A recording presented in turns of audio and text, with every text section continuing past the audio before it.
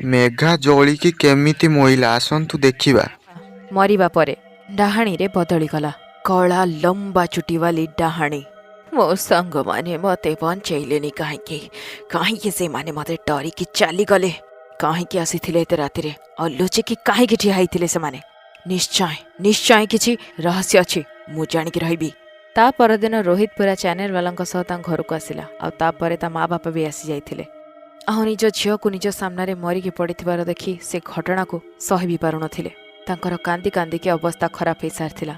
कला लंबा चुटी वाली डाहाणी जीए कि तांकर झियो सेई जगह ठिया है से सबू देखुथाए किंतु केही भी ताको देखि पारु नथिले। सेई जगह रोहित भी ठिया होइथिला आउ ताको भी मेघार मृत्युर बहु दुख होउथिला। एटा गोटे सुइसाइड ना मेघा को किए मारी देइछि एटा तो मु जानी कि ही रहिबी।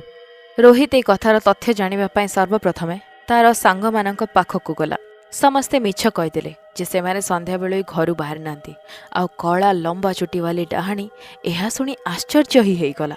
ए तीन जण तो सही जगह थिले ए माने मिछ काई कहउछन। मेघा डाहाणी कोन जानी पारिबो ताकू किए माइला। तो सांग माने आपण माने भी जदी जानिबा को चाहुचंती ताले वीडियो को लाइक करिकि चैनल को सब्सक्राइब करि दियंतु।